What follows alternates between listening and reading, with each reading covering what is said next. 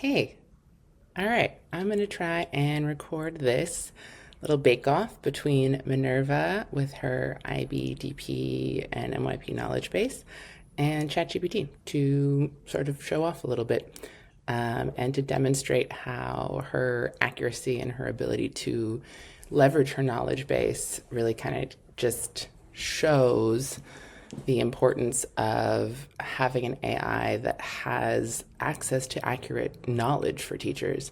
One of the things that I struggled with when I was first using ChatGPT was that it would just walk really confidently into a conversation, being like, yeah, this is IB, this is what the criteria says.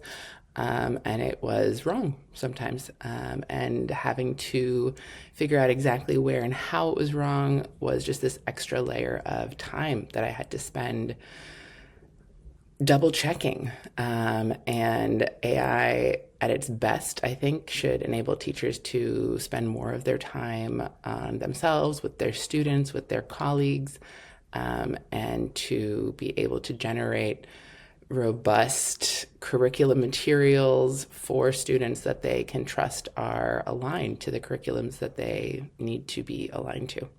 So without further ado, let's get started. And all right, so I've got my window with ChatGPT over here. I also have TeamTeacher up, and I'm going to select the model.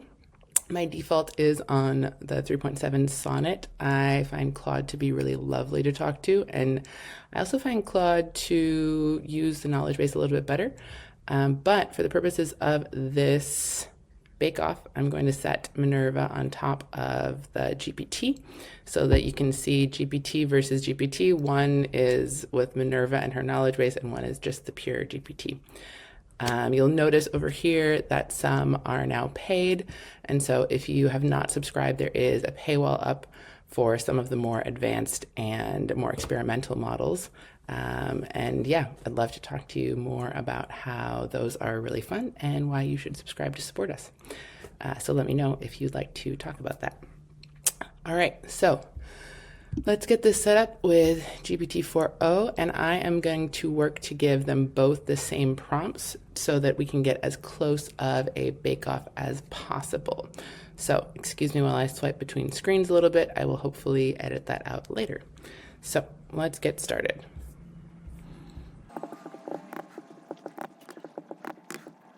Okay, so I have our first message, and I'm going to press send on both, and then we will see what we get, and I'll sort of talk through what I am noticing from the outputs.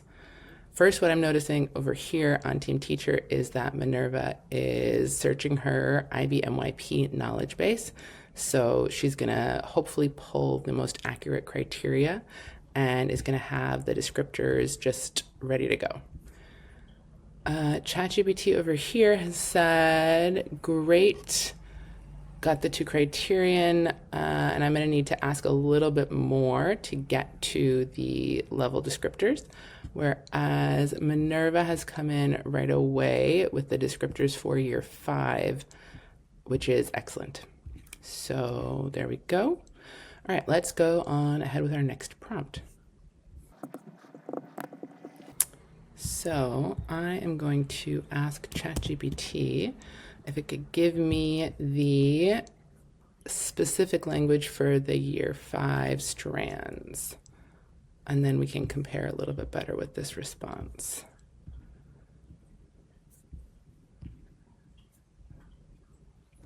So what you can see here is sort of the first instance of ChatGPT coming in a little hot, a little confident, but not quite getting the exact language, which as an IB teacher or as any teacher who is accountable to a curriculum, a framework, criteria, rubrics, standards, you'll need to be accurate. So this is just a way to see that ChatGPT is saying sort of uses terminology inaccurately or infrequently. That's not really how the IB writes their rubrics, as they usually write it from a more positive standpoint. As you can see here, we have for criterion A, uses limited relevant terminology, demonstrates basic knowledge. So unfortunately, yeah, ChatGPT has gotten pretty darn close with many of them, but is still sometimes a little inaccurate. For example, here is a wide range of terminology accurately. Here it's consistently uses a wide range. So again, small things, but there is that level of trust that I can have in Minerva when she accesses her knowledge base that she's going to really have the exact language. And I'm not going to have to double check. So let's see. Interesting. Here, ChatGPT is saying that for a level 1-2, identifies concept issues in a limited way, whereas this says analyzes concepts. And so we know that the command terms in IB and in any framework that you're using are important. Identifies and analyzes are not the same. So for a year 5, we would be looking for them to analyze to a limited extent, not just to identify. Yeah, so you can see that it gets a little bit more divergent in those strands and level descriptors. Okay, let's continue and we'll give both of them another prompt.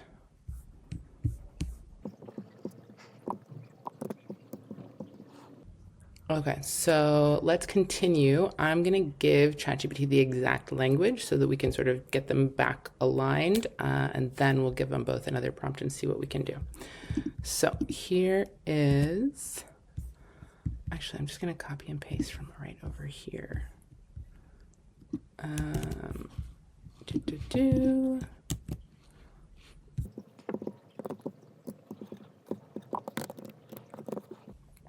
All right, so I have just copied and pasted the level descriptors from Minerva's message into ChatGPT so that I can get them both aligned. And we'll send that to ChatGPT. Great.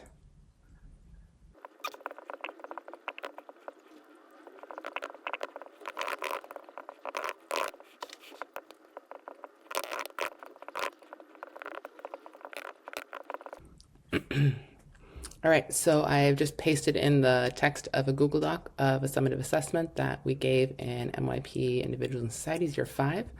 And I'm going to share that with both to see what they've got to say about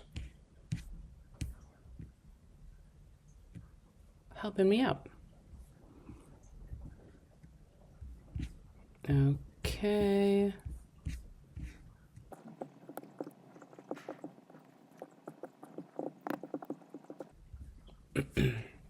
Okay, so let's have a look.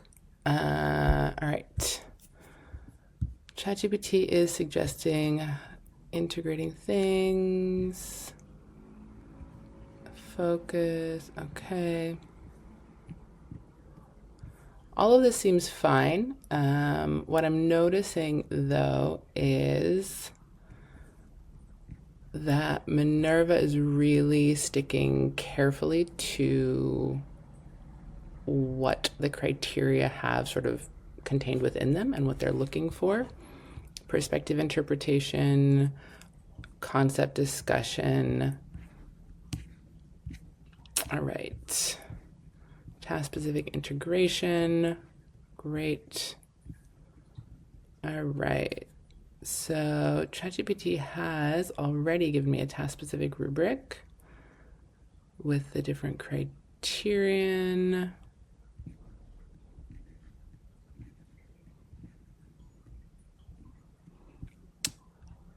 It's doing some interesting things about assessment. Arguments are unclear or underdeveloped.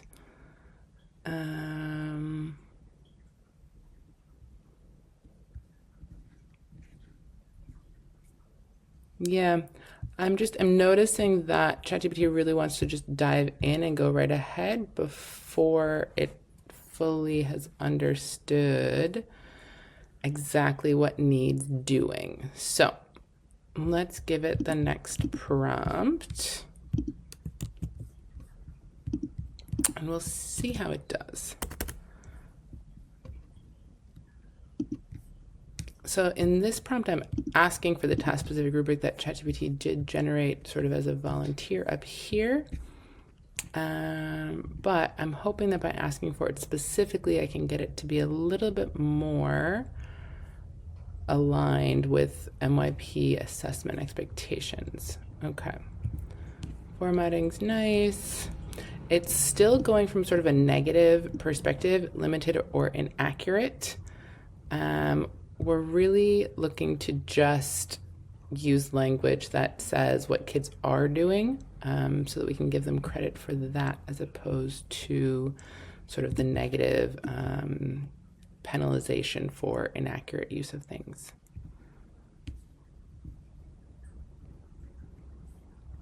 Demonstrates limited analysis. Summarizes basic information. All right, let's see what Minerva's given. Oh, lovely. So she's generated it as a table that's not showing up here. But what I am seeing is that, for example, here,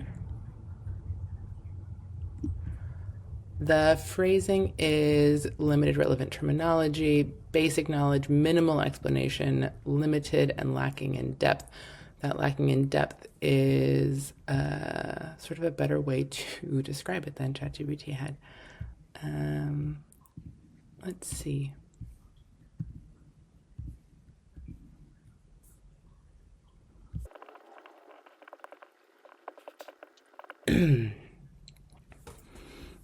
Okay, so basically what we can sort of see from this is how many more messages it took me with ChatGPT to get to a pretty similar end output. I would say that given all of the additional prompting that I gave ChatGPT, including providing the explicit descriptor language so that it had all of the accurate language, ChatGPT has been able to get to a pretty close approximation of what Minerva has done, but it's taken more effort on my end, and it's also taken more double checking on my end. And that is the part that is really frustrating for me as a teacher using AI, because I want to know that I can just go in and I can use it and I don't have to be like really carefully checking all of the language to make sure that it aligns. For example, I would say that as we're getting in here to the 7 and 8 in the critical thinking, what you'll notice is that in ChatGPT's rubric, they're using a lot more generic language. For example, Minerva's pulling in IB terminology like key concepts of global interaction, power, perspective, and giving some more IB aligned framing for that 7 or 8. Whereas ChatGPT is leaning on more sort of generic perspectives, thinking about thoroughly interprets various perspectives, moral, political, military. We're not necessarily looking at those perspectives in this assessment. We're more looking at how they can find the perspectives themselves. Yeah. Okay.